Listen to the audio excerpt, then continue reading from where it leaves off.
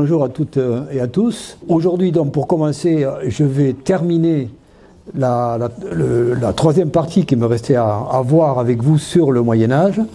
Donc, la partie consacrée aux villes neuves, aux créations urbaines du XIIIe et XIVe siècle.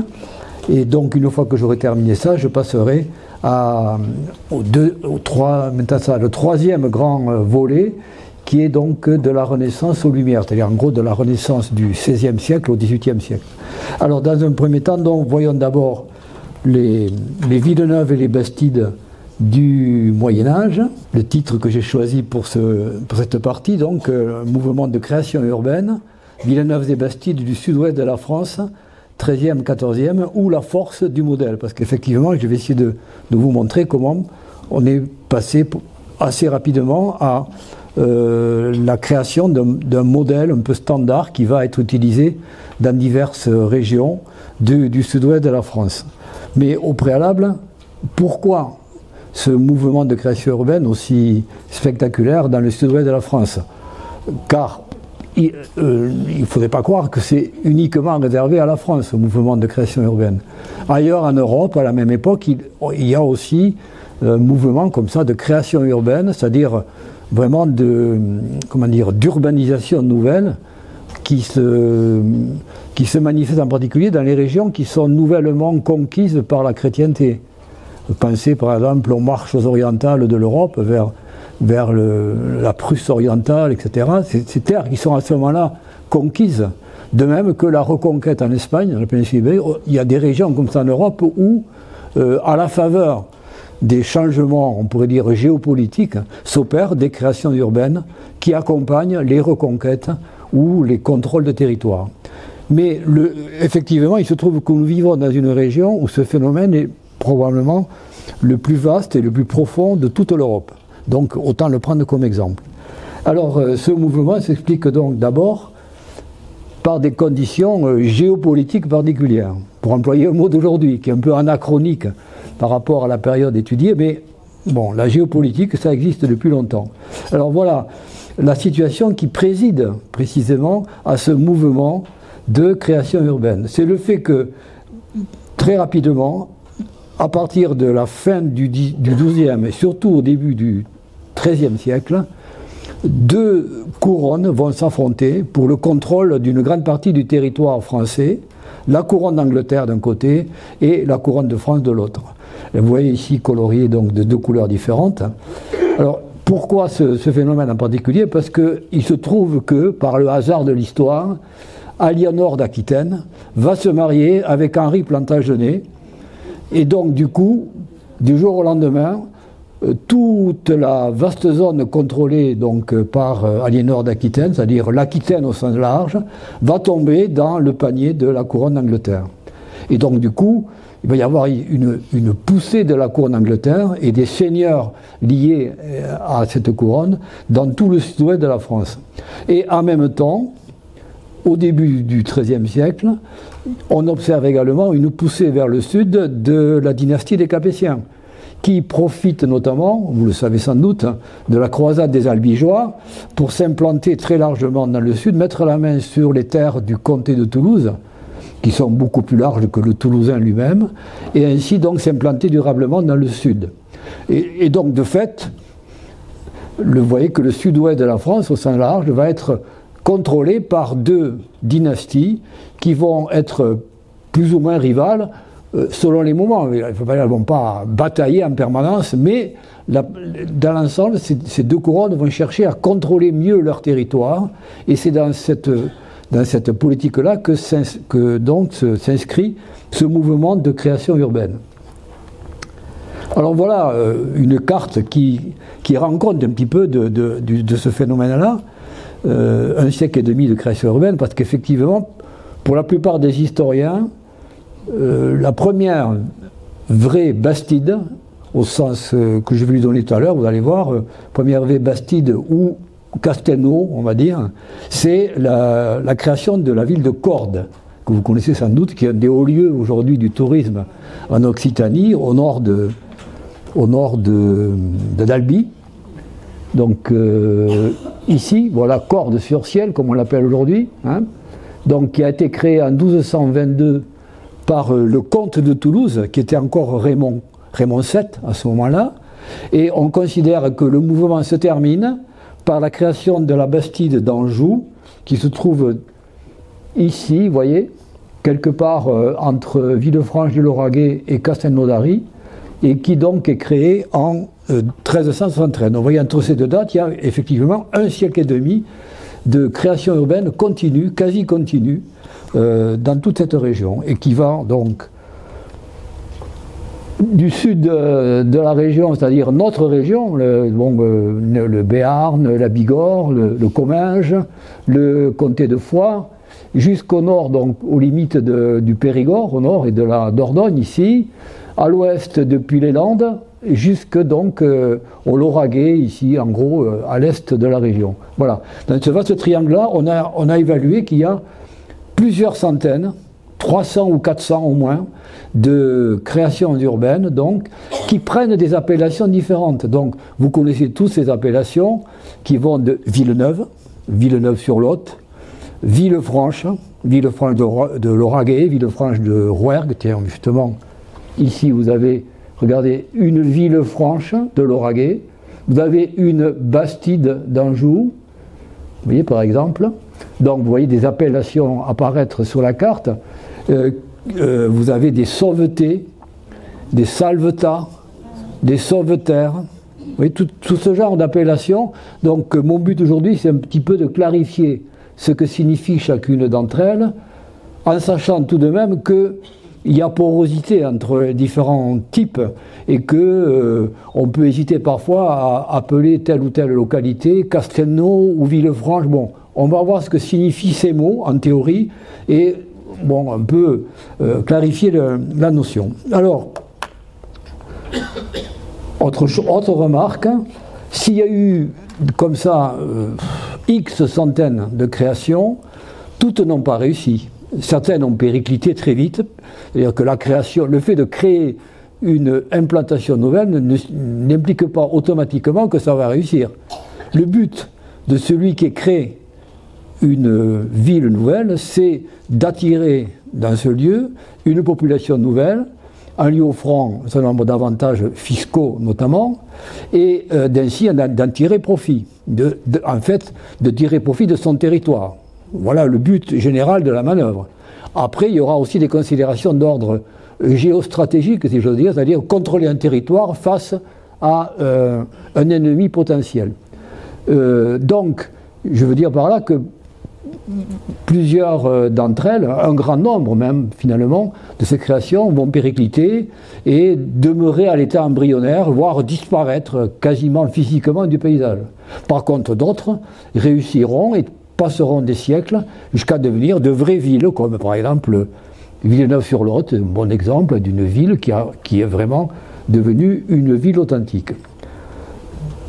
Bien, donc, comme je vous disais tout à l'heure, je vous propose en faisant un petit parcours historique, de mettre au clair certaines notions qui sont employées parfois l'une pour l'autre et en essayant de les définir de façon un peu précise. Alors, historiquement, donc, notre région a connu, comme je vous l'ai dit la dernière fois, un fort déclin urbain. Vous vous rappelez l'exemple d'Arles que j'ai choisi pour illustrer ce point. Notre région, dont l'Aquitaine au sens large, a été soumise au même phénomène. La plupart des villes romaines se sont rétrécies, se sont racornies, voire ont disparu quasiment, comme Saint-Bertrand-de-Comminges, vous voyez, qui a disparu du paysage, pratiquement. La plupart d'entre elles ont persisté, mais dans des limites beaucoup plus restreintes que la ville romaine d'origine. Un bon exemple, c'est Cahors. Le Quercy, je vais prendre pas mal d'exemples dans cette région parce que précisément, Quercy, Rouergue, Périgord, Agenais sont au centre de ce mouvement de création. Donc j'ai plutôt privilégié cette région dans mes exemples. Alors je prends l'exemple de Cahors, qui précisément est une ville qui fut fondée par les Romains pour s'implanter dans le territoire des Cadurques. Je vous avais dit la dernière fois que les cités étaient souvent le contrôle par les Romains du territoire qui a été conquis et dans lequel on crée une capitale qui prend en général le nom du peuple vaincu. Donc Cahors s'est appelé, je vais vous le dire exactement, son nom romain, c'était donc Divona, du nom d'une source qu'il y avait là, Divona Cadurcorum, voilà, hein, qui a pris le nom des Cadurques, le peuple gaulois qui vivait dans cette région. Alors ce qui est intéressant, c'est que de voir que sur ce méandre du Lot, dans lequel est installée la ville de Cahors, en fait la ville romaine occupait pratiquement l'intégralité du méandre, vous voyez ici. Et qu'aujourd'hui, lorsque au hasard des chantiers qui se déroulent dans cette partie de la ville moderne aujourd'hui, on découvre souvent des vestiges romains. Par exemple, il y a peu, on a découvert les ruines d'un amphithéâtre qui avait disparu, qu'on avait perdu de vue et qu'on a exhumé à la faveur d'un chantier dans cette partie de la ville. Mais au Moyen-Âge, toute cette partie-là, ouest en gros, a été abandonnée au profit donc de ce périmètre restreint que vous voyez ici, qui est la vieille ville actuelle, médiévale, principalement médiévale, qui constitue le cœur historique de la ville de Cahors actuelle. Et on voit très bien d'ailleurs ici comment l'habitat actuel reflète l'implantation du mur qui devait fermer la ville, vous voyez ici de ce côté-là. Et aujourd'hui est installé juste de ce qui était autrefois les murailles, la principale artère de la ville, l'avenue Gambetta, puisque Gambetta est une des personnalités célèbres qui est née dans la ville de Cahors. Alors c'est intéressant de remarquer que dans la ville médiévale, on voit deux pôles apparaître, à la fois sur le plan monumental et sur le plan physique, c'est-à-dire le pôle ecclésiastique ici, avec la cathédrale Saint-Étienne, une très belle cathédrale à coupole, je ne sais pas si vous connaissez la ville de Cahors, en tout cas elle mérite une visite. Voilà la cathédrale de Cahors ici, et puis voici un bâtiment qui également s'élève au-dessus des toits de la ville, et qui est en fait ce qui reste d'un véritable palais civil qui était occupé par la famille des Duèzes. Les Duèzes, qui était une famille de marchands qui se sont enrichis au cours du XIIIe siècle, au point que Jacques Duèze est devenu le pape Jean XXII. Nous sommes à l'époque, au début du XIVe siècle, où les papes sont en Avignon. Et la plupart des papes que les rois de France font nommer sont des papes d'origine française, à ce moment-là. Donc la famille Duèze a donné donc à la papauté un pape qui a régné pendant une vingtaine d'années quand même, donc, et qui vous montre à quel point la ville de Cahors était importante de cette époque-là. Donc la ville s'est enrichie par le commerce, le long du Lot, par l'industrie et par la finance, au point que dans la Divine Comédie de Dante, qui est écrite à ce moment-là, début XIVe, dans le VIe siècle de l'enfer, Dante place les usuriers de Cahors. Vous voyez, donc il avait une dent contre eux, les usuriers de Cahors, dans le VIe siècle de l'enfer, avec les sodomites. C'est dire, voilà. Donc voilà où était placée la finance cadurcienne. Alors, tout ceci pour dire que Cahors est donc l'exemple d'une ville qui certes s'est rétractée par rapport à la superficie qu'elle occupait à l'époque romaine, mais qui n'en demeure pas moins une ville active, prospère, qui donc marque précisément, c'est un bon exemple de cette renaissance urbaine qui se déroule à partir plutôt du XIIe que du XIe siècle, surtout en France. Voilà pour Cahors. Nous parcourons un petit peu la région, et voilà un deuxième type. Alors, la campagne est parsemée de nombreux villages, évidemment, qui n'ont pas de forme particulière, mais qui sont beaucoup moins nombreux qu'aujourd'hui. Il faut imaginer que ces régions étaient sans doute 2, 3 ou 4 fois moins peuplées qu'elles ne le sont aujourd'hui. Donc le peuplement était quand même assez épars. Et dans ces conditions, donc les sites protégés par des seigneurs étaient une des formes d'habitat importantes. C'est ce qu'on appelle les perchements, habitat perché, en général autour d'une motte castrale, et donc sous la protection d'un seigneur, d'un chevalier, qui permet donc à un village de prospérer. Vous voyez d'ailleurs que l'habitat n'est pas très ordonné autour de ces mottes, on a un habitat un peu lâche, vous voyez, qui épouse les formes du paysage. Au passage, Belcastel, le château de Belcastel, est connu aussi aujourd'hui. Il a été rénové par un architecte qui a été célèbre en son temps, y compris pour des affaires financières pour lesquelles il a été condamné, qui est Fernand Pouillon, hein, qui a choisi ce lieu pour vivre et qui a rénové ce château. Donc Belcastel, un bel exemple de motte castrale et de perchement tels qu'ils existent jusqu'au XIe, XIIe siècle.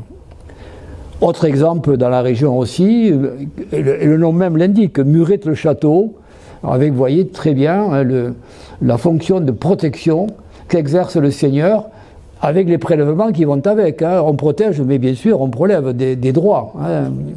La sécurité, ça se paye, nous le savons. Donc voilà un premier type d'habitat, d'implantation, qu'on ne va pas qualifier d'urbaine. On est dans un monde rural. Cahors, c'est une exception. Si on devait faire des statistiques, on pourrait dire que grosso modo, 90 à 95% de la population, à ce moment-là, au XIe siècle, est rurale, vit dans des villages. Et que les villes sont une exception, qui certes génèrent des revenus et des échanges, mais qui n'en demeurent pas moins démographiquement très très très minoritaires. Autre type d'implantation, c'est pour éclaircir le mot sauveté, tous ces mots sauveté, salvetat, sauveterre, qui émaillent également notre région. Quelle est leur origine? C'est une origine d'ordre ecclésiastique. L'Église, au cours de ces temps féodaux, si violents, si troubles, dans lesquels règnent des seigneurs qui sont en fait des guerriers, quoi, avec à la tête d'une bande armée. En gros, c'est ça, hein, le monde féodal au IXe ou Xe siècle. Donc, dans ce monde très violent, l'Église s'efforce progressivement d'instaurer ce qu'elle va appeler la paix de Dieu. Et parmi les formes que va prendre cette paix de Dieu, il va y avoir ce fait qu'elle va réussir à imposer aux seigneurs, aux féodaux, d'avoir un périmètre protecteur autour de certaines églises, de certains lieux, comme ça, qui vont permettre à une population parfois désemparée de trouver un refuge. Et progressivement vont ainsi se créer, dans l'espace européen en général, mais dans notre région en particulier, des sauvetés qui, comme leur indique, sauvetés sont une forme de protection autour d'un périmètre ecclésial qui se lie parfaitement dans le plan hérité depuis le Moyen-Âge. Donc là, vous avez Mastre-Tolosane, chère à notre présidente de région, puisqu'elle est originaire de là, mais plus près de nous, il bosse. Il bosse avec son enclos ecclésial, vous voyez ici la collégiale, ici. Et puis vous voyez donc tout autour le cimetière actuel, et on voit très bien que le cimetière, justement, on est à l'abri, hein, de la collégiale. Et puis vous voyez ici le premier cercle de l'habitat qui forme un enclos ecclésial avec des rues actuelles qui ont conservé la trace de cette sauveté d'origine. Alors maintenant, là, je vous décris un petit peu la situation qui s'est installée progressivement entre l'époque carolingienne, 8e, 9e siècle, et le 10e, 11e siècle. Et puis, donc, comme je le disais auparavant, peu à peu, la population va se mettre à augmenter et on va créer des villes nouvelles qui vont permettre d'accueillir ces populations, d'autant plus que les seigneurs, pour augmenter leurs revenus, cherchent à les attirer sur leurs terres. Donc, on va avoir toute une série de créations ou d'extensions urbaines qui vont se faire à ce moment-là. Alors, un bel exemple, et qui montre bien le changement dans l'économie, c'est celui de Puy-l'Évêque. Puy-l'Évêque, c'est une localité qui se trouve en aval de Cahors, toujours sur le Lot, que vous voyez au premier plan, et qui est créé donc par l'évêque même de Cahors, qui, pour tirer profit de la nouvelle économie marchande, et Cahors en est un bon exemple, va créer une véritable agglomération nouvelle autour d'un site protégé. Vous voyez que sur le coteau en haut, il y a toujours une tour fortifiée. Ici, on voit bien qu'il y a une protection qui est assurée par le seigneur, mais on a une ville nouvelle, une ville de marchands, dont le centre de gravité est ici, le quai au bord du Lot. C'est bon, vous voyez comment les seigneurs locaux, puisque l'évêque de Cahors c'était un seigneur, hein, à l'époque la plupart des évêques sont d'origine aristocratique, noble, et donc il tire parti de la nouvelle économie pour créer un bourg qui place sous sa protection, mais qui va lui procurer des revenus nouveaux. Et ceci à une époque où le comte de Toulouse, qui n'est pas loin là, hein, dans la région, lui aussi de son côté, il essaie de faire la même chose. Et c'est justement dans ce contexte-là que est créé donc le Castelnau ou Bastide. On pourrait hésiter parce que je vais vous montrer tout à l'heure, une Bastide suppose un texte écrit qui fixe les règles entre les contractants. Et donc c'est ça qui établit le terme de Bastide. En tout cas, corps décret, vous voyez, par le comte de Toulouse en 1222, vous voyez que c'est toujours, il y a toujours une fonction de protection avec, comment dire, un château, une sorte de château au sommet de la colline. Mais vous voyez qu'ici, par exemple, dans ce quartier, on a une urbanisation, je dirais, assez homogène. Donc on voit qu'on a quitté le modèle de l'habitat lâche, dispersé, un peu sans contrôle, qu'on a vu auparavant, et on entre dans une phase où désormais les seigneurs essaient d'implanter une population de façon un peu rigoureuse. Et là, on va avoir un très bon exemple avec, pas loin de là, sur l'Aveyron, donc la ville de Naja, qui est aujourd'hui aussi très visitée, c'est un des hauts lieux du tourisme dans le Rouergue. Alors vous voyez la forteresse médiévale qui existe depuis le Xe siècle au moins, qui a été reconstruite au XIIIe, je crois. Donc là, nous la voyons dans son aspect du XIIIe plutôt. Et vous voyez qu'il y a, comme dans la première photo que je vais montrer, cet habitat primitif. Vous voyez l'église, les maisons du XIe siècle, probablement Xe, XIe siècle ici. Et puis vous voyez ici à droite une extension de ce village. Et on voit apparaître un urbanisme beaucoup plus organisé. Et si on voit avec une vue aérienne ici, on voit très bien les deux parties, le château sur sa butte et l'habitat primitif, et vous voyez le nouveau quartier autour d'une place, sorte de place du marché, qui porte le nom de Bahari. Bahari, c'est souvent en langue occitane, ça désigne un nouveau quartier, à partir d'un ancien village. Voilà le Bahari d'aujourd'hui, et vous voyez que tout autour a été bâti donc un quartier nouveau de façon très ordonnée. Donc vous voyez qu'on entre dans une phase nouvelle de l'urbanisation, de la création de l'habitat. Et un très bel exemple, toujours, vous voyez, on avance un peu dans le temps, on est au milieu du XIIIe siècle, la création de la bastide de Villefranche de Rouergue par Alphonse de Poitiers, qui a pris la succession de Raymond VII. C'est le nouveau comte de Toulouse, Alphonse de Poitiers, c'est le frère du roi. Philippe le Bel, si je ne me trompe pas. Non, pardon. De Louis IX, que nous appelons Saint-Louis. C'est le frère de Saint-Louis, Alphonse de Poitiers. Et donc c'est lui qui devient le seigneur des terres du comte de Toulouse qui lui sont échues. Voilà donc une belle création urbaine au milieu du XIIIe siècle. Et vous remarquez que ici, la place centrale, avec ses cornières ici, on y a implanté l'église. C'est un modèle d'implantation qui n'est pas toujours réalisé partout. Et on va voir un modèle différent. Par exemple ici, voilà, dans un relief plus... Bon, on est dans la plaine de la Garonne ici, il n'y a pas d'obstacle au niveau du relief, et vous avez là, la création, en 1260, vous voyez, 10 ans après Villefranche de Rouergue, d'une très belle bastide, avec un maillage très régulier. Alors là, vous voyez, on retrouve les principes urbains de l'époque romaine en application au Moyen-Âge, avec une orientation selon les points cardinaux, et au centre de la bastide, ici, là on peut vraiment qualifier de bastide. Je vais vous montrer l'acte qui en fait foi. au centre, ce n'est pas l'église qui est au centre. C'est quoi? C'est la halle. Donc vous voyez hein, comment l'urbanisme reflète quelque chose du changement économique. Désormais, ce qui est important, ce n'est pas l'église, même si on va toujours à l'église, bien entendu, c'est la halle qui est le centre de l'activité principale de la ville, ainsi créée. Alors là, voilà de plus près cette halle qui est une des plus belles. Je ne sais pas si c'est un peu flou, non, ça va.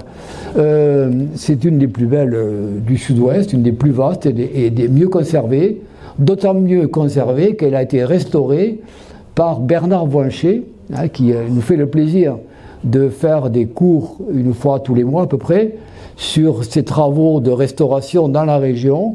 Et précisément, la dernière séance qu'on a eue avec lui, il nous a parlé de cette halle qu'il a personnellement restaurée il y a, je crois, une dizaine ou une quinzaine d'années, mettons, en gros.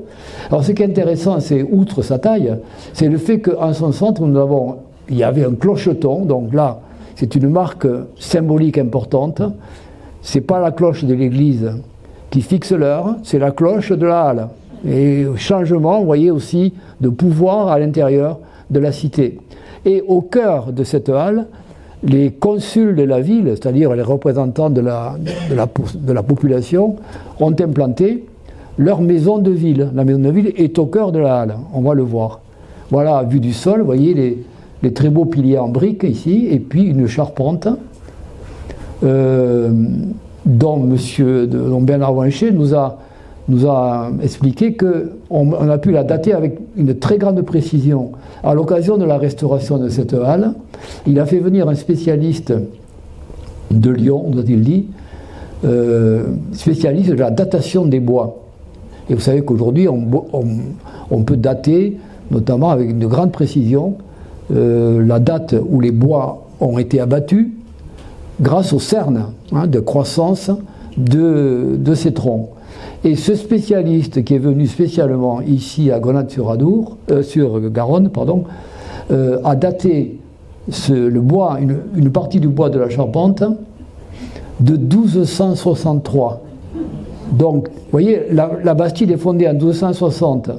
La halle est bâtie en 1263 avec du bois abattu dans l'Ariège, dont on a pu le tracer, vous voyez, et qui a flotté par la Garonne jusqu'à Grenade. Donc vous voyez à quel point les nouveaux habitants de la ville et leurs représentants ont pris soin de bâtir très très vite une halle qui est le centre de l'activité de la ville. C'est un très beau travail de charpente du Moyen-Âge, qui est vraiment tout à fait remarquable, et qui a été donc restauré à cette occasion.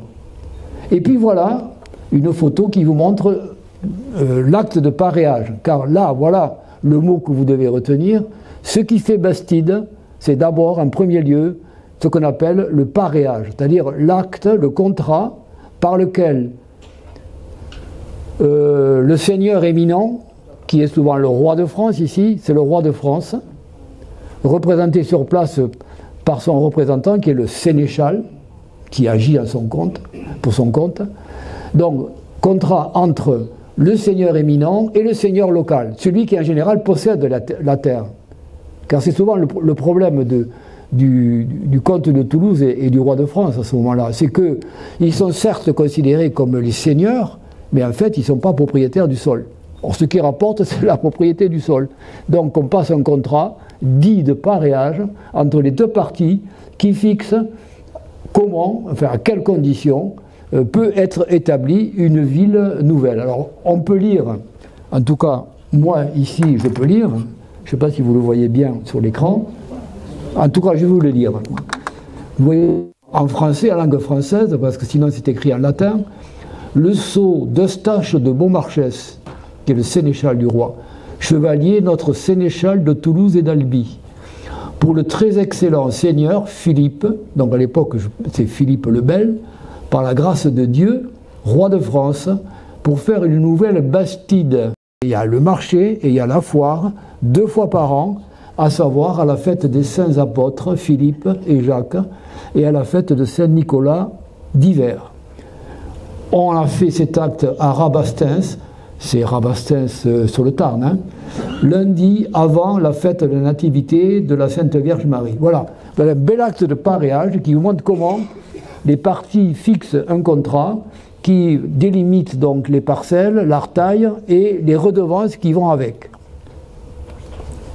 Et voilà maintenant, on pourrait dire l'archétype hein, de la bastide qui est créé vous voyez, dans la deuxième moitié du XIIIe siècle, Montpazier, en Périgord, en Dordogne, qui est aujourd'hui un peu considéré comme le modèle par excellence, d'autant plus qu'il a été étudié attentivement au XIXe siècle par Viollet-le-Duc en personne, et qui est venu sur place et qui a inventorié cette localité, et donc comment dire, elle a été considérée à partir de ce moment-là comme vraiment la ville modèle créée au XIIIe siècle. Alors, vous voyez une vue aérienne avec la place des Cornières au centre et la halle, qui ici n'est pas au centre géométrique de la place, mais elle est déportée sur le côté. Voici une vue de cette place, avec une remarque, c'est que c'est très hétérogène en fait. On a tendance à penser, au vu de certaines bastides, que la place des Cornières, la place des couverts, a été créée d'un coup et dans sa forme définitive dès le départ. Vous voyez, avec une volonté d'homogénéiser la place et d'en faire donc quelque chose d'un peu monumental, bon, qui marque l'espace de la ville. En fait, la plupart du temps, non. La plupart du temps, chaque aïral délimité en bordure de la place qu'on va appeler la Cara, ici, en Périgord, que nous appellerons le Mercadal, le lieu où se tient le marché. Qu'est-ce que je disais? Oui, en fait, chacun est invité à construire une maison en bordure de la parcelle. Non pas en retrait, mais en bordure, pour créer, effectivement, une place bordée de bâtisses. Mais vous remarquerez que chacune, ici, est différente de sa voisine. Donc ça dénote qu'il y a eu, au départ, une hétérogénéité et qui s'est maintenue au cours des siècles, au point que donc il n'y a pas du tout d'homogénéité d'ensemble. Et même les arcades n'ont pas la même taille. Vous le voyez très nettement. Donc ceci pour tordre un petit peu le cou à cette vision que vous avez peut-être de on crée une ville et puis tout est déjà déterminé, bon, vous voyez, ordonné, y compris la façon de construire autour de la place centrale. Ben non, ça s'est fait beaucoup plus souplement avec... parfois, on a construit la maison en bordure de parcelles, comme c'était préconisé, et puis ce n'est que plus tard qu'on a fait une avancée couverte, qui s'est appelée justement couvert. Mais après, et après on a fait une nouvelle façade au-dessus du couvert, vous voyez. Donc on voit bien qu'il n'y a pas eu une volonté systématique de créer des places absolument homogènes comme la place nationale de Montauban, par exemple, qui, elle, effectivement, est parfaitement régulière aujourd'hui, mais c'est le fruit de plusieurs siècles. Voilà un plan qui rend compte de la morphologie d'ensemble d'une bastide, comme celle de Montpazier. Donc, vous voyez les aïrales ici, hein, 8 mètres sur 20. Est-ce que vous arrivez à le lire à l'écran? Oui. Bon, alors je vous le lis. L'aïral, voilà, un aïral ici, par exemple, il fait 8 mètres sur 20. Voilà, et cette mesure est appliquée à tout le territoire de la ville. Alors ici, une particularité, mais qu'on retrouve dans d'autres lieux, c'est la création en bordure de la parcelle, je vais le dire, d'un petit espace de quelques dizaines de centimètres, qu'on appelle l'androne et qui permet d'éviter les problèmes de mitoyenneté. Au lieu d'avoir des maisons mitoyennes, on crée un petit espace entre les murs de chaque maison, ce qui permet à chacun de construire comme il l'entend et surtout de faire un espace où peuvent s'écouler les eaux qui tombent des toits, vous voyez. Donc il y a à la fois un côté administratif et un côté pratique dans la création de ces andrones. Voilà le plan de masse, orienté, vous voyez, avec le respect des orientations cardinales. Le schéma de circulation autour de la place centrale, car comment dire, la place centrale est bordée certes de couverts, mais en plus il y a ce qu'on appelle les cornières. Les cornières, voilà, c'est ce dispositif qui permet de fermer physiquement la place, mais qui est aussi un peu un obstacle à la circulation. Et donc la circulation se fait plutôt autour, on décharge ces marchandises à l'entrée de la place, et on les achemine, enfin on les porte au centre de la place, mais les gros charrois ne pénètrent pas dans la place centrale. C'est le rôle de ces cornières, qui seront d'ailleurs souvent démolies, et dans la plupart du temps disparues. Elles seront souvent démolies au XIXe siècle, quand on voudra justement faire circuler davantage les charrois et les véhicules. Je reviens en arrière. Ici, voilà le plan, donc maintenant un peu plus détaillé, avec la cara, comme on l'appelle parfois, dans la place, le mercadal, là où se tient donc le marché hebdomadaire ou bi-hebdomadaire, les couverts, les rues charretières, on les appelle souvent comme ça en français, les rues charretières, celles qui ont une largeur suffisante pour permettre le passage des charrois. Donc on l'appelle carrera, par exemple. Donc vous voyez aussi hein, les patronymes, Carrère, Bonne Carrère, etc. Dans notre région, il y en a beaucoup. Et puis, dans la ruelle, qui délimite les îlots, qu'on appelle Carrero. Voilà. Et au-delà, ce lot se prolonge, car bien sûr, la plupart des habitants sont des agriculteurs. Il y en a qui sont commerçants, artisans, mais il y a aussi des agriculteurs. Donc leur lot se prolonge au-delà des limites de la ville physique, la ville proprement dite, par les parcelles à cultiver, qu'on appelle souvent les casals. Donc voilà encore l'origine fréquente du mot casal, caso, etc. Alors voilà donc ce dispositif qui va devenir une sorte de standard et qui va s'appliquer à des dizaines de localités dans tout le sud-ouest de la France. Voilà, justement, j'avais glissé cette photo. Voilà ce que c'est un androne, vous voyez, entre deux maisons, qui permet donc à la fois l'écoulement des eaux, et en même temps une séparation physique entre les deux maisons qui permet d'éviter tous les problèmes de mitoyenneté qui, vous savez, sont souvent un peu pesants dans les rapports de voisinage. Et puis bon, pour finir ce parcours, quelques variantes que l'on peut trouver, comme par exemple ici, un modèle de village-rue, on pourrait dire, qui est la Bastide bâtie sur uniquement un axe central, comme le village de Bassous, non loin d'ici. Voilà son plan, et voilà une vue aérienne depuis le donjon, avec en particulier sa halle en bois qui a été conservée ici, dans la rue principale, et dont la rue passe là-dessous, comme à Gimont. Autrefois, à Gimont, entre Auch et Toulouse, la route nationale passait sous la halle centrale de la ville. Et puis, autre variante, ici, vous voyez Marciac, où, normalement, dans une ville neuve, il y a la place centrale à Cornières, à couvert, qu'on peut appeler le mercadal, là où se tient le marché régulier chaque semaine, et puis, hors les murs, juste en limite, le foirail, là où se tient la foire annuelle ou biannuelle.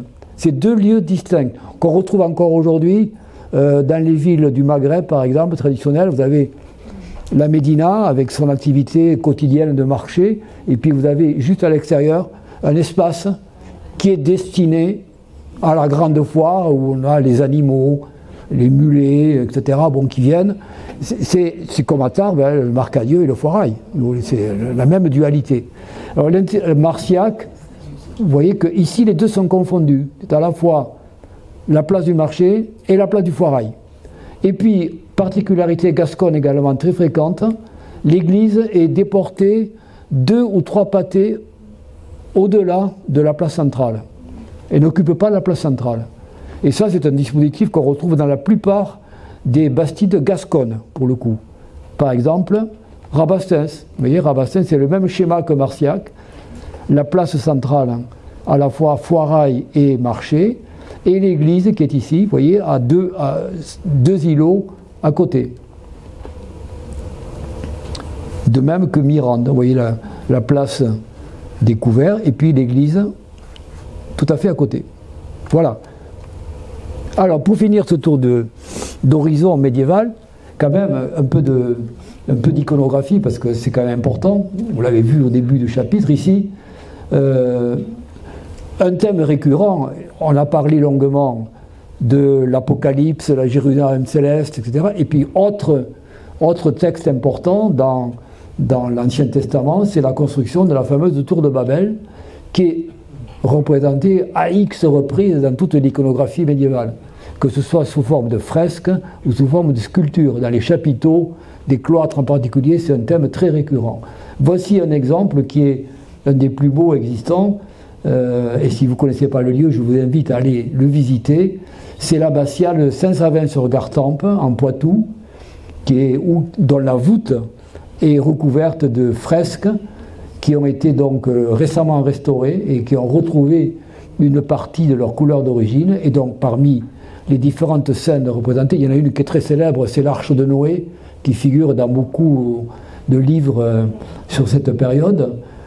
Ici donc la construction de la fameuse tour de Babel, qui se trouve donc dans l'Ancien Testament, dans la Genèse. Donc, première représentation, XIIe siècle, deuxième représentation que tout le monde connaît, 3 siècles après ou 4 siècles après, la fameuse tour de Babel de Bruegel, où l'on voit une ville gigantesque, pour le coup, qui conformément au texte d'origine, va toucher les cieux, et c'est précisément en ceci qu'elle défie le Dieu, et que par conséquent Dieu décidera, comme vous le savez, d'empêcher la construction de cette tour, de cette ville, en dispersant les hommes qui ne pouvaient plus se comprendre. Donc ce thème de la tour de Babel est aussi très important dans la mentalité. Et la dernière fois, je parlais de la persistance du thème de l'Apocalypse, de la fin des temps et de l'avènement d'une cité nouvelle. Bon, là aussi, hein, ce thème de la tour de Babel et le défi porté au Dieu est aussi un thème important et que l'on retrouve dans la mentalité, dans l'iconographie contemporaine, puisque, par exemple, bon, je vous rappelle quand même au passage que on sait aujourd'hui que cette image de la tour de Babel repose sur une réalité, c'est-à-dire l'existence dans les villes où les Hébreux étaient exilés, à Babylone, de ces fameuses ziggourats qui effectivement étaient des tours dédiées aux dieux et qui montaient jusqu'au ciel, on pourrait dire, pratiquement. Alors, en dehors de ça, dans l'iconographie contemporaine, n'oublions pas comment tout ce thème est repris dans divers supports, en particulier, bon, ici Métropolis de Fritz Lang, qui utilise à foison le thème de la tour de Babel et de thèmes autour de ça. Je parlerai un peu plus en détail de Métropolis dans un chapitre consacré à l'Allemagne des années 20, hein, plus tard. Mais là, simplement, je vous indique ceci pour vous rappeler que dans le cinéma, le thème de la tour de Babel est très, très fréquent. Comme par exemple dans Blade Runner, hein, de Ridley Scott, qui utilise à fond cette thématique aussi dans plusieurs plans particulièrement spectaculaires. Voilà, et puis pour terminer vraiment là, et faire transition avec la partie qui vient, c'est-à-dire la Renaissance en Italie, passons par Sienne et son palais communal sur la place où se déroule le Palio, vous savez, la course de chevaux. Donc ça, c'est le siège du palais communal.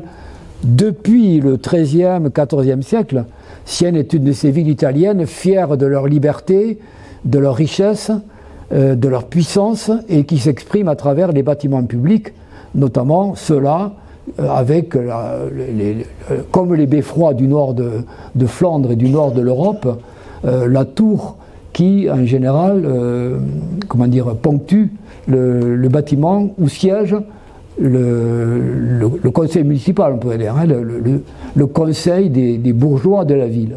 Alors dans cette salle du conseil, précisément, il y a une fresque qui nous intéresse particulièrement pour notre réflexion. C'est la fresque de Lorenzetti qui figure les effets du bon et du mauvais gouvernement. Et donc, elle couvre 3 parois de cette salle, avec en particulier ici la représentation du bon gouvernement, avec une composition très posée, très harmonieuse. Là voilà. Je ne la détaille pas parce que ce n'est pas là le but aujourd'hui. Mais ce qui m'intéresse, c'est plutôt les effets du bon gouvernement. Les effets du bon gouvernement, c'est la fresque qui est à côté et qui vous montre donc une représentation de Sienne au XIVe siècle. Vous voyez, une ville qui paraît donc tout à fait harmonieuse, avec des gens qui ont l'air de vivre de façon avec un véritable bonheur urbain. Vous voyez, ils se promènent, ils travaillent de façon joyeuse. Bon, tout ça a l'air de baigner dans un bonheur universel. Alors, donc la question, est-ce que cette ville n'est pas un idéal de ville, précisément? Est-ce que l'Italie de la Renaissance invente, ou en tout cas rêve, d'une ville parfaite, harmonieuse, où les hommes peuvent vivre en bonne intelligence, par opposition à la ville? Alors ça, la campagne aussi est gagnée par cette pacification, hein, si vous voulez, qui se traduit dans la représentation de ce paysage harmonieux, tandis que les panneaux en face vous montrent les effets du mauvais gouvernement. Vous voyez, on est dans la gamme des noirs et la campagne est complètement dévastée, de même que les bâtiments de la ville sont plus ou moins délabrés. Vous voyez, donc voilà les effets du mauvais gouvernement. Donc on est dans un moment où précisément la question de une cité idéale est-elle possible se pose avec une certaine acuité. Et les Italiens qui voient se développer à cette époque-là la puissance des villes, que ce soit dans le nord, toutes les grandes villes du nord se développent à ce moment-là, en Toscane, comme ici à Sienne ou surtout à Florence. Donc toutes ces villes, dans toutes ces villes se pose la question précisément de ce que peut être une ville bien gouvernée, qui corresponde aux vœux des hommes et qui essaie d'assurer une certaine harmonie entre les différents groupes sociaux. Voilà, une vaste question qui est posée à ce moment-là et qui évidemment va rebondir dans la partie que je vais maintenant aborder, qui est donc de la Renaissance aux Lumières, donc troisième volume, partie de mon cours, de la Renaissance aux Lumières, c'est-à-dire en fait du XVe, XVIe siècle au XVIIIe siècle. Alors, dans cette partie, nous allons voir successivement, d'abord, bien sûr, l'incontournable utopie qui est écrite à ce moment-là par Thomas More.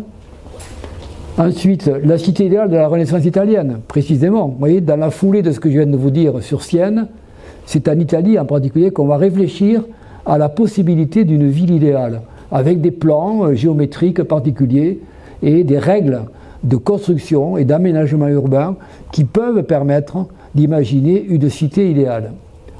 Ensuite, nous verrons en France notamment comment il y a toute une série de créations urbaines et d'embellissements des villes qui sont aussi une certaine approche d'une ville parfaite, on pourrait dire. En tout cas, nous terminerons par deux architectes qui, eux, ont essayé de travailler justement à imaginer une ville idéale un petit peu. Donc d'une part, Étienne Louis Boulet, qui a peu construit mais qui a beaucoup dessiné et qui nous a laissé des gravures absolument époustouflantes sur une architecture imaginaire. Et puis Claude Nicolas Ledoux, donc, qui est bien connu, je crois, aujourd'hui, et qui est l'auteur de la fameuse Saline royale d'Arc et Senon en Franche-Comté, que je vous montrerai tout à l'heure. Pas tout à l'heure, parce que, bon, tel que c'est parti, ce sera pour la prochaine fois. Alors, commençons par le premier point, l'utopie de Thomas More. Bon, vraiment, là, donc, une œuvre phare qui va, qui va fixer la pensée de toute une génération d'essayistes, d'intellectuels, et qui est toujours commenté aujourd'hui comme un texte fondateur qui voit naître justement, comme je le mets dans mon titre, un genre littéraire propre, un genre littéraire et philosophique qui est donc centré sur l'idée de l'utopie, la possibilité de penser une cité et une ville idéale. Donc, parlons un petit peu de Thomas More et de ce personnage et dans quelles circonstances il a écrit cette fameuse utopie qui n'est... Vous voyez, ici, l'utopie, ça se résume à une brochure, vous voyez, très légère. C'est pas du tout un gros pavé qu'il faudrait lire pendant des journées entières. Non, non. C'est un texte assez court, qui se lit assez facilement, et donc qui pourtant a eu un écho gigantesque, évidemment, dans la pensée occidentale. Et je dirais même universelle. Alors, qui est Thomas More? Thomas More, en fait, est un personnage qui est un Anglais, hein, je pense que vous le savez, qui donc vivait à Londres au début du XVIe siècle, où il fait une carrière tout à fait honorable, et plus qu'honorable, une carrière exemplaire, puisque fils de notaire ou de petits juristes de Londres, il gravit progressivement tous les échelons du cursus honorum, si on était à Rome, et il arrivera à être chancelier du roi Henri VIII, c'est-à-dire le Premier ministre, on pourrait dire, hein, c'est lui qui va devenir, en quelque sorte, le conseiller le plus proche du roi Henri VIII. Ce qui causera sa perte d'ailleurs, puisque précisément, une fois arrivé à ce poste de chancelier, le roi Henri VIII lui demandera d'approuver ses choix politiques et personnels, qui sont à l'époque le fait de renoncer à la reine Catherine d'Aragon pour épouser la fameuse Anne Boleyn, hein, qu'il a choisie comme nouvelle maîtresse à ce moment-là. Et il demande, vous le savez, au pape d'accepter le divorce d'avec Catherine d'Aragon, ce que le pape refuse. Et donc du coup Henri VIII va confisquer les biens de l'Église d'Angleterre, et c'est à ce moment-là que s'opère justement la transformation de l'Église d'Angleterre d'église catholique en église anglicane, qui se sépare de Rome et qui donc va établir une certaine autonomie de l'Angleterre sur le plan religieux.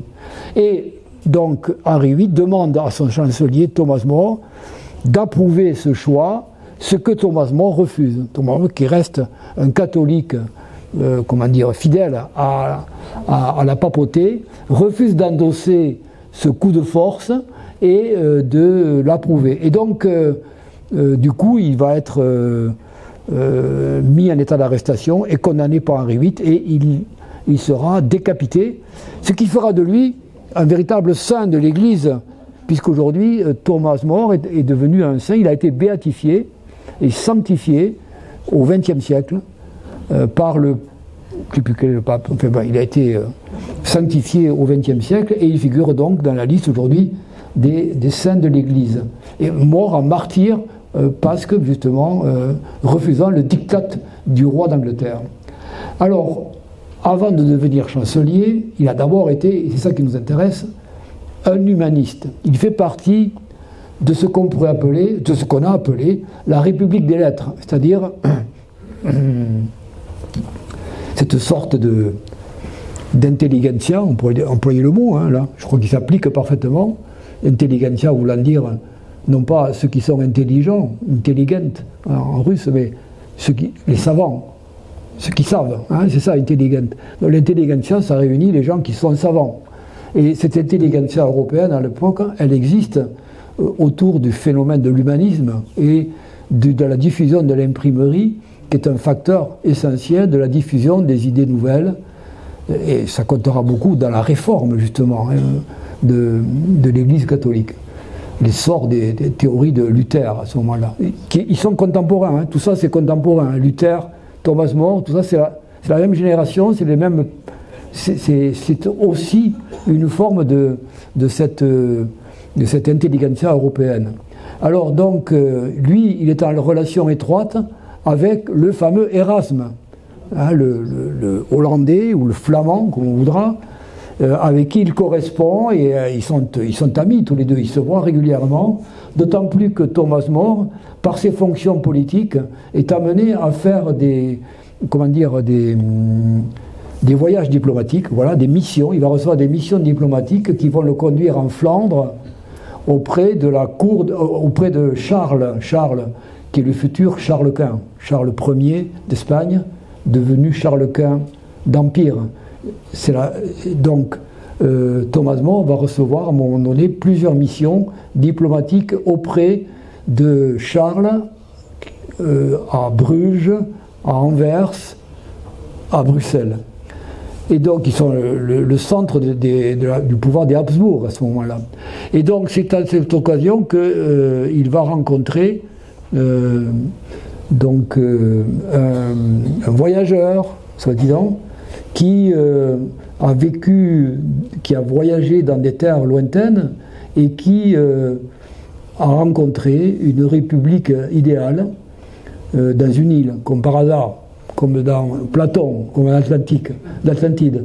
Et donc, ce personnage va raconter, dans ce récit-là, dans ce petit récit, à la fois, il va faire ses remarques sur ce qu'il observe ici, en Angleterre et en Europe, les mauvais côtés de ce... Donc ça va être une critique en règle, d'une part, de ce qui existe, de l'existant, et en même temps, il va décrire ce qu'il a rencontré, paraît-il, au cours de ses voyages, sous forme donc d'une cité idéale, dont on ne sait pas trop quelle est la forme précise, mais qui se situe dans un espace qui est plausible.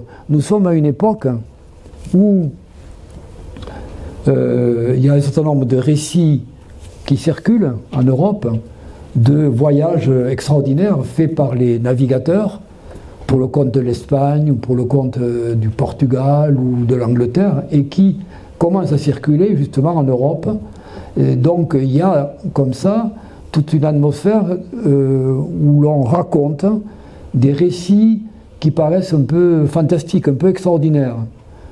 Un des plus connus, c'est le récit plus ou moins vrai et en partie aussi un peu inventé du fameux navigateur Amerigo Vespucci, florentin, qui a navigué pour le compte du roi d'Espagne et du Portugal et qui a raconté en long, en large, à travers un peu le récit de ses voyages, notamment le long des côtes d'Amérique du Sud. C'est lui qui donc semble confirmer que les terres qui ont été découvertes par Colomb et d'autres dans les années précédentes semblent être un nouveau continent inconnu auquel il va donner son nom, parce que ces récits qui circulent vont arriver jusqu'en Lorraine où à Saint-Dié, un cartographe va décider un beau jour sur la map monde qu'il établit à ce moment-là de donner un nom à cette ère nouvelle que Vespucci prétend avoir parcouru, et il va choisir de lui donner le nom, son prénom, Amerigo, qui va donner l'América, des cartes de ces... Donc voilà, pour vous dire qu'on est dans un moment où circulent des récits plus ou moins vrais, plus ou moins imaginaires. Personne ne peut vraiment prouver que c'est une invention, mais enfin, en tout cas, ça marche.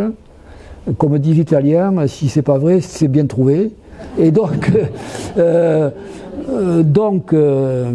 voilà, je veux dire que c'est pour situer un peu le contexte dans lequel se situe l'utopie et comment Thomas More l'écrit. Hein, voilà. Et donc, il y a une partie de cette utopie qui consiste, c'est la première partie, qui consiste en une critique faite par c'est une forme d'un dialogue imaginaire. Voilà, excusez-moi, j'ai un peu anticipé. Voilà un portrait de Thomas More en chancelier. Voilà, à la même époque, le portrait d'Erasme à gauche, et à droite, Pierre Gilles, qui est un traducteur, correcteur, qui travaille avec les imprimeurs de Bruges ou d'Anvers, et qui va jouer un rôle fondamental dans l'impression de l'utopie en 1516, première impression, jusqu'à 1518, quatrième édition. Il est présent dans le récit, car dans le récit est fondé sur voilà, une sorte de dialogue entre surtout deux personnages. Ici, vous voyez donc Raphaël Itlodé, qui est celui qui raconte ce qu'il a vu dans cette île extraordinaire. Et nous avons ici Thomas More, vous voyez, et puis nous avons ici Pierre Gilles, qui est donc celui qui va servir à imprimer ce texte. Chez Thierry Martens, imprimeur, à Louvain, autre ville importante dans l'humanisme à ce moment-là. Et vous avez ici donc la page de titre, ici, avec le texte que voici, il est en latin, voilà la traduction. Un vrai livre d'or, un petit ouvrage non moins salutaire qu'agréable, relatif à la meilleure forme de communauté politique et à la nouvelle île d'utopie. L'auteur est le très illustre Thomas More, citoyen et shérif de l'illustre cité de Londres, édité donc par les soins de maître Pierre-Gilles d'Anvers sur les presses de Théodore, ou Thierry si vous voulez, Martens, imprimeur de la souveraine académie de Louvain. Voilà. Ça c'est ce qui donc précède le texte lui-même. Et puis il est accompagné d'un certain nombre d'illustrations qui reprennent le thème donc décrit dans le livre d'une île qui s'appelle l'île d'Utopie et qui a même un alphabet particulier. Vous voyez, on est dans un univers tout à fait cohérent. Il y a à la fois un territoire, il y a une langue, il y a des habitants, il y a une organisation. Donc tout ce tableau d'une société est dépeint en détail comme étant vrai par Raphaël Hitlaudet. Alors voilà, maintenant j'ai fait quand même une petite... voilà donc les personnages, je vous ai parlé, oui. Bon, ben, on peut rester là. Donc j'ai préparé quand même une petite fiche résumée pour vous lister un petit peu les points qui me paraissent les plus importants dans mon propos, qui consiste à dégager dans ce texte-là, l'utopie, ce qui nous concerne dans notre réflexion sur la cité idéale et l'idée de cité idéale au cours des temps.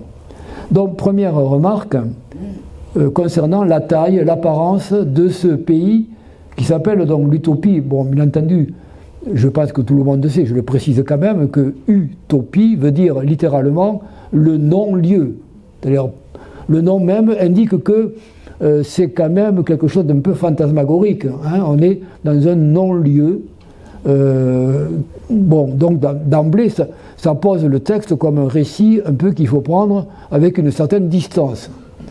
Alors, comment est décrit cette île d'utopie par Thomas More? Elle a la forme d'un croissant de lune d'environ 1500 km sur 300 km pour la partie la plus ventrue. 300 km pour la partie la plus ventrue. Donc, si on calcule bien, 1500 km, ça c'est avec des mesures d'aujourd'hui, hein, c'est à partir du texte. 1500 km sur 300, c'est à peu près la taille de l'Angleterre. Donc c'est un peu transparent. Derrière l'île d'Utopie, il y a en gros l'Angleterre quand même. Comme par hasard, il y a 54 villes dans cette île d'Utopie. Elle est suffisamment grande donc pour recueillir 54 villes. Et comme par hasard, en Angleterre, il y a 53 comtés, plus Londres. Donc vous voyez, on est bien sur les 54. Chacune de ces villes compterait de 60 à 100 000 habitants, ce qui est à l'époque assez énorme hein, par rapport aux normes urbaines du XVIe siècle. La population est rurale. Alors, quid de la population rurale? Parce que là, on parle de villes. Mais, et la population rurale? Mais il y a une population rurale fixe qui est donc formée de paysans à demeure, on pourrait dire, qui restent ad vitam aeternam des paysans. Tandis que les citadins, les vrais utopiens en fait, eux, ils sont astreints à une période de 2 ans, comme on pourrait appeler ça un service civique. Pendant 2 ans, ils doivent travailler la terre et contribuer donc à l'alimentation générale de la cité. Donc il y a aussi des serviteurs, dont la proportion est estimée à environ 5% de la population adulte. Donc vous voyez, il y a quand même tout un tas de détails qui paraissent un peu incongrus, parce que pourquoi de telles précisions dans un récit qui se veut simplement la description d'une organisation sociale? Bon, enfin bref, ça fait quand même qu'il y a à la fois un effet de véracité, parce que pour le lecteur, ça semble être quelque chose de plausible, ce récit, et en même temps d'assez fantaisiste. Donc, quand même, vu la population en question, estimée de 5 à 13 millions, on voit que le projet utopien de Thomas More est en fait, c'est autre chose qu'une simple petite colonie, comme on en trouvera plus tard, au XIXe ou XVIIIe siècle, de gens qui se réunissent à quelques dizaines ou quelques centaines pour tenter une expérience, vous voyez, limitée. On est dans un projet, en tout cas au niveau de la pensée, je veux dire, qui se situe à une échelle qui est celle d'un pays, possiblement l'Angleterre, vous voyez? Voilà. Alors, sur le plan ensuite de l'architecture et de l'urbanisme, quels sont les points que l'on peut relever qui peuvent nous intéresser? Disons qu'on est un peu déçu quand même, parce qu'il n'y a pas un contenu très très précis dans ce texte. En tout cas, la capitale, elle s'appelle Amorare,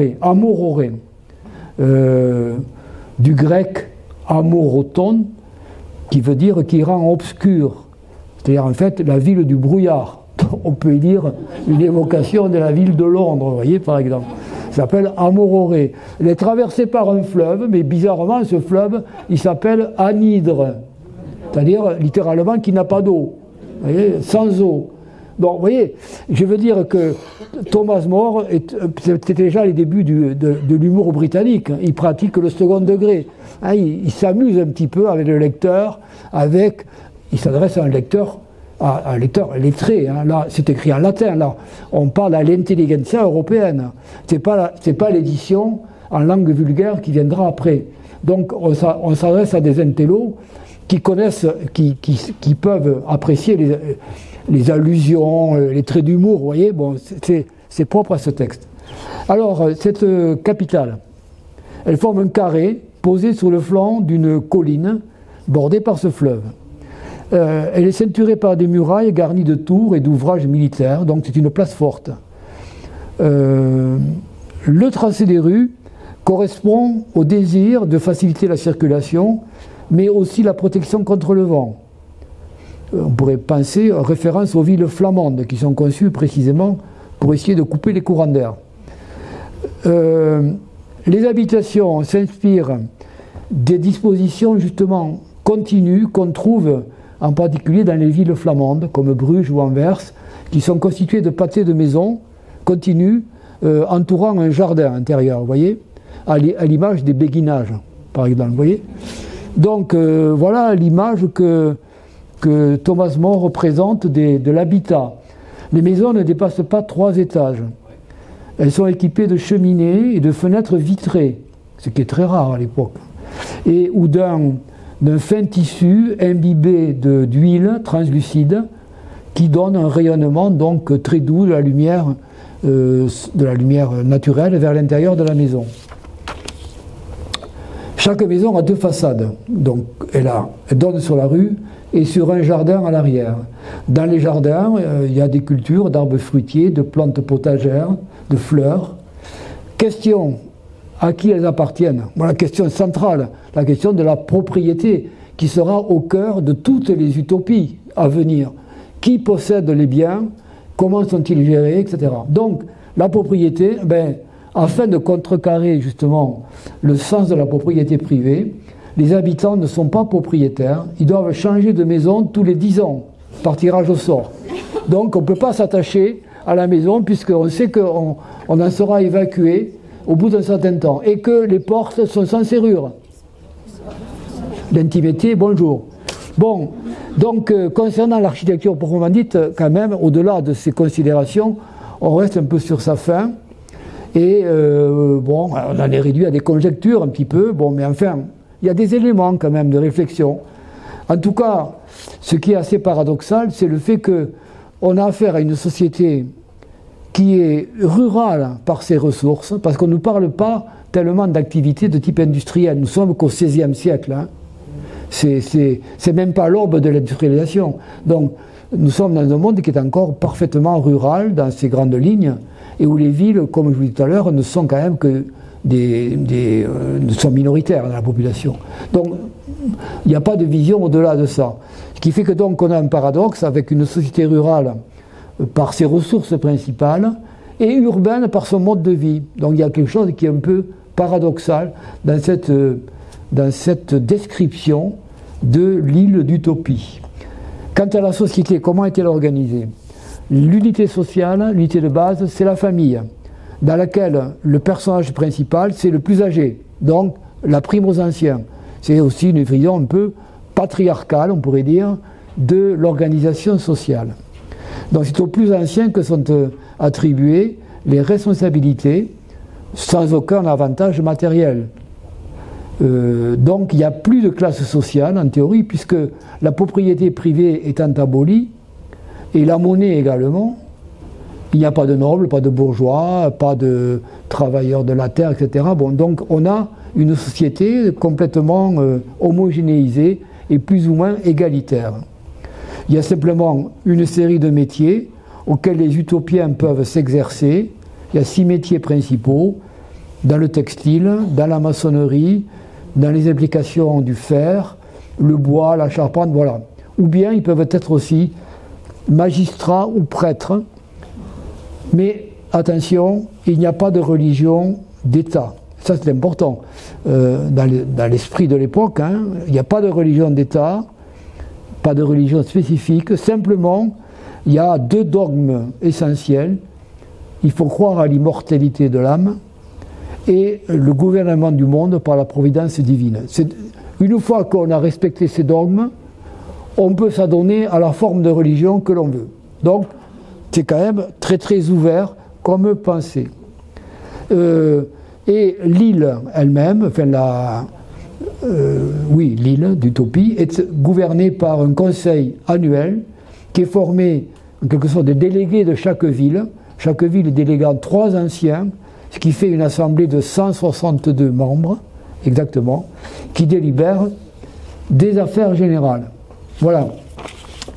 J'ai essayé de résumer quelques points qui m'ont paru importants pour la réflexion sur ce que peut être une ville idéale, en s'appuyant sur un texte qui va donc ouvrir un champ immense à la pensée occidentale, et on va voir se multiplier dans les siècles qui suivent des dizaines et dizaines de contributions à cette réflexion, jusqu'à aujourd'hui, on pourrait dire. Alors, par exemple, dès le XVIIe, alors, loin de moi, il est hors de question de pouvoir évoquer la kyrielle de théories qui ont fleuri à la suite de ça. Mais j'en évoque quand même 2 ou 3 qui jalonnent l'époque du XVIIe au XVIIIe siècle et qui marquent quand même des infléchissements dans cette pensée. Le premier exemple qui m'est venu, c'est celui de Tommaso Campanella, qui a donc écrit un texte célèbre qui s'appelle La Cité du Soleil, Civitas Solis, ici, qui est donc un Italien né en Calabre, dominicain, comme le montre un peu son costume ici, et bien, qui, dès le début de sa carrière d'ecclésiastique, a rencontré beaucoup d'hostilité de la part de l'Église, et qui a donc, par ces théories l'ont conduit en prison, et très rapidement, il a été condamné, torturé, comme savait le faire l'Église à l'époque, l'Inquisition, et qui donc s'est retrouvé en prison très vite. Et malgré tout ça, il a réussi pendant 20 ans à écrire une série de textes. Il a eu une production assez énorme, dont, parmi ces textes, la fameuse Cité du Soleil, qui a été donc publiée, qui a été pensée par lui au début du XVIe siècle, du XVIIe siècle, et qui a été publiée plutôt dans les années 1620, vous voyez. Voilà. Alors ici, on retrouve, vous le voyez écrit d'ailleurs, dès la page de garde du livre, c'est l'idée d'une république philosophique. Donc on rejoint toujours la pensée platonicienne qui est là toujours présente en Europe à cette époque-là. Et la forme que prend ce texte, c'est encore une fois un dialogue entre le grand maître des hospitaliers et un capitaine de vaisseau, là encore, vous voyez, un capitaine de vaisseau génois, qui est son hôte, et qui lui raconte ce qu'il a vu dans une île inconnue, comme il y en a encore beaucoup, au XVIIe siècle, il y a beaucoup d'îles inconnues. Mais là, ce récit donne d'une île qui se situe quelque part du côté de Sumatra, cette fois, vous voyez, donc vraiment dans l'Orient lointain de l'époque. Et dans cette ville, donc, il décrit une société gouvernée par un prince philosophe qui est donc logé dans un temple central que vous voyez ici sur cette gravure qui illustre un peu qui essaie d'illustrer la pensée de Campanella, avec ici au centre de la ville, vous voyez, un temple où est censé donc siéger le prêtre du soleil, le soleil, qui donne son nom en original, et qu'on pourrait appeler le grand métaphysicien, quoi. Hein, voilà, le grand philosophe, le grand métaphysicien qui gouverne. Donc c'est toujours cette idée que soit ce sont des sages, soit ce sont des philosophes qui sont censés gouverner le mieux la cité.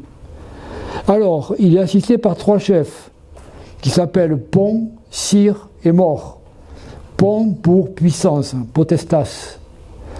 Sire, la sagesse, sapientia. Et Mort pour amor, ou amour. Et donc là, quand on lit des extraits de ce texte, bon, on est un peu saisi, parce qu'on est vraiment dans l'eugénisme absolu. Ici, la procréation est vraiment, elle est programmée. Les accouplements eux-mêmes sont programmés. C'est-à-dire que, donc, je vais vous lire exactement ce que j'ai noté. La continence est exigée jusqu'à 19 ans pour les filles et jusqu'à 21 ans pour les garçons. Les sentiments amoureux sont bannis. En dehors des lupanars, accessibles aux individus qui sont incapables de réfréner leurs pulsions, les relations sexuelles obéissent à un strict impératif de reproduction. Les partenaires ne s'accouplent que digestion faite et après avoir prié, afin d'engendrer des enfants parfaitement sains de corps et d'esprit. Bon, la gouvernance des corps est absolument implacable. Bon, donc on a affaire, d'autre part, à une société collectiviste et parfaitement égalitaire, où certains ont vu les prémices, évidemment, des totalitarismes du XXe siècle. Évidemment, le lien est facile à établir.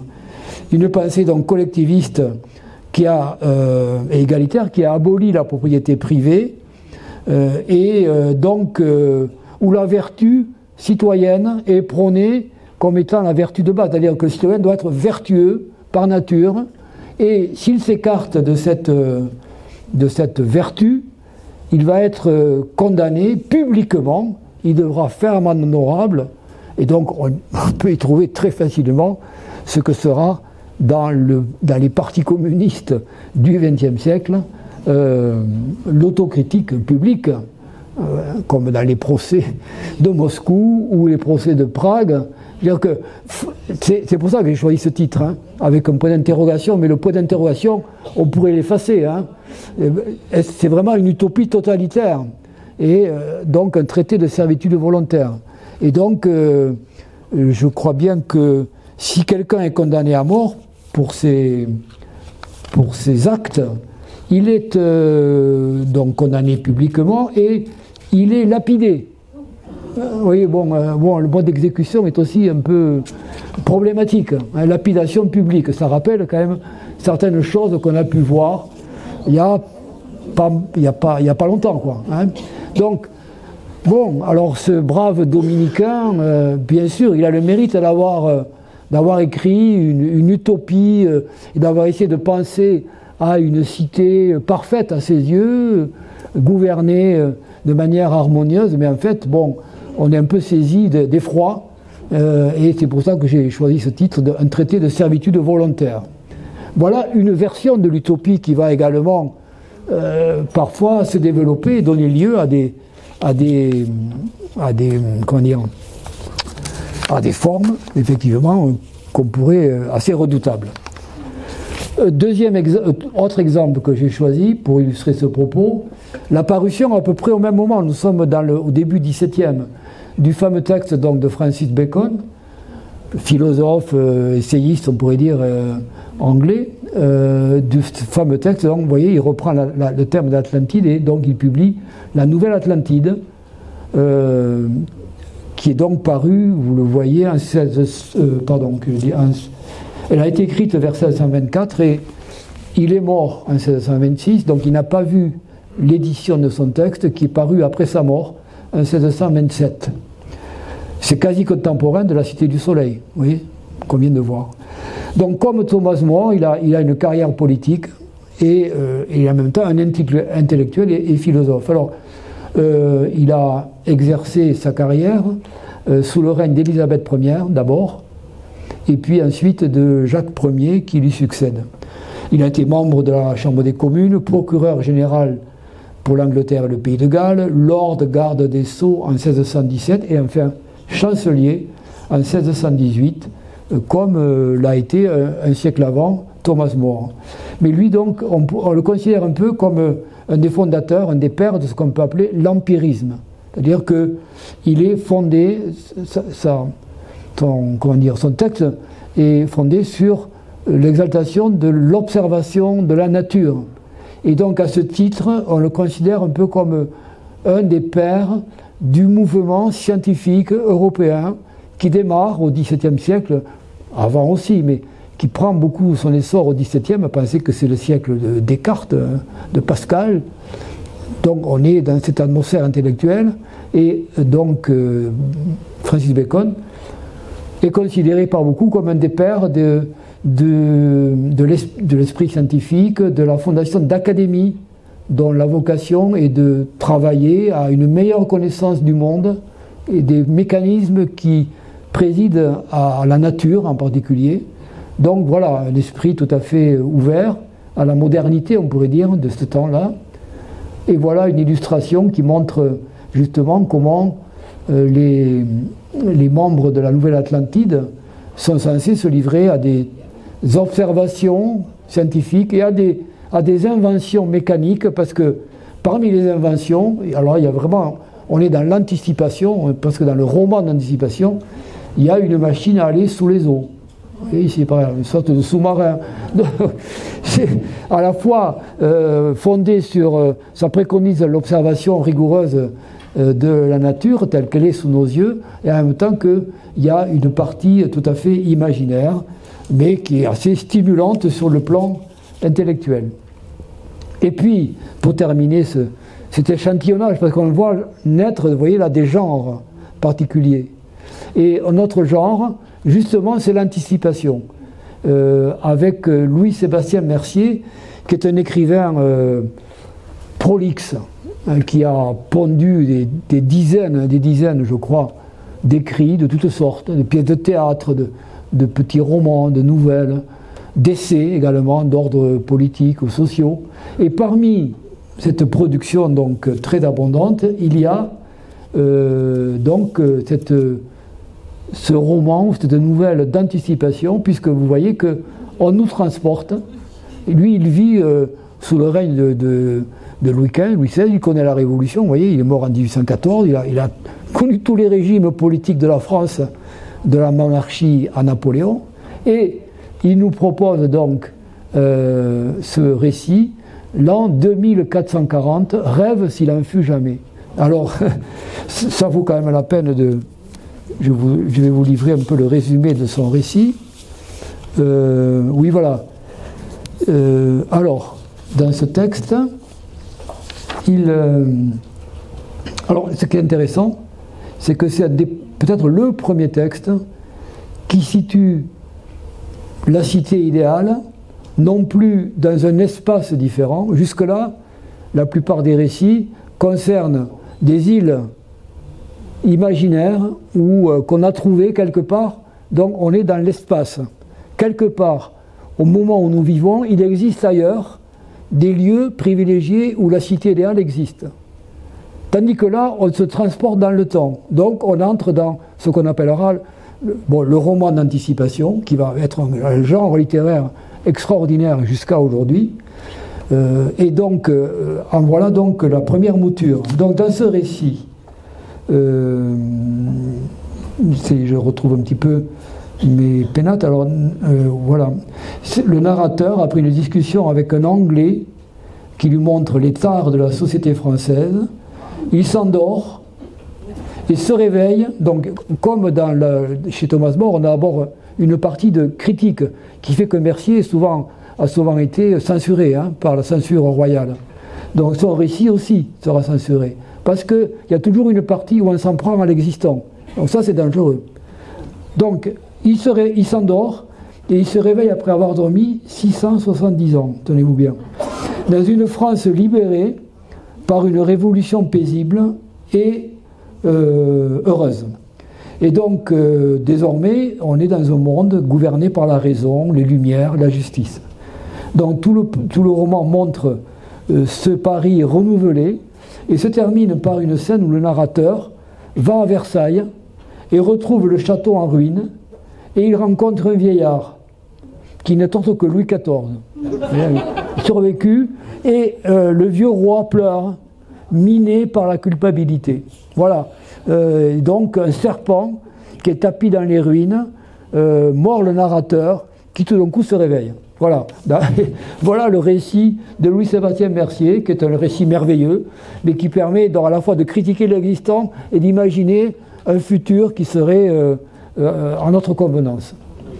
Alors, pour guider vos lectures, si vous voulez, en général, je ne mets pas trop de bouquins parce que c'est parfois difficile de lire des essais un peu pointus, mais je vous ai trouvé là, si vous voulez approfondir un peu sur la question des utopies, un livre tout à fait vraiment clair et simple de lecture et agréable de Thierry Pacaud, dont Thierry Pacaud est un philosophe spécialiste des utopies justement, et que j'ai eu le plaisir moi de rencontrer à mai du livre, qui a eu lieu il y a une dizaine d'années par là. Il est venu donner une conférence, je ne le connaissais pas, hein, donner une conférence sur ce thème-là, les utopies. Et donc j'ai été vraiment séduit par son approche, son discours. Donc j'ai acheté plusieurs bouquins à lui. Et parmi ce que je peux vous recommander, c'est celui-ci, qui est le plus très très bien. Vous voyez, Utopie utopiste, vous pouvez trouver, je pense, assez facilement aux éditions de la Découverte. Par ailleurs, là c'est un livre un peu plus soutenu, qui demande une attention et une motivation particulière, mais je vous le cite quand même, moi je l'ai utilisé dans mes travaux. C'est donc de Françoise Chauret, qui est une éminente universitaire, L'urbanisme, utopie et réalité, avec une anthologie de textes, vous voyez, depuis la Renaissance jusqu'à aujourd'hui, choisis et commentés, tout à fait intéressantes. Nous verrons la prochaine fois les autres thèmes, la cité idéale de la Renaissance italienne, en commençant, pour vous mettre en appétit, par la fameuse représentation des panneaux d'Urbino, de la ville idéale. Vous voyez, là, la ville idéale qui, quand même, prend une tournure, elle prend forme, cette ville idéale, sous la plume, enfin, sous le pinceau des peintres de la Renaissance. Et puis, nous verrons après la France du XVIIe et XVIIIe et l'embellissement des villes françaises à ce moment-là, ou la création de villes nouvelles. Et puis, nous terminerons, donc, comme je vous l'ai dit, par notamment Claude Nicolas Ledoux et sa saline d'Arc et Senans. Bon, alors, à la semaine prochaine.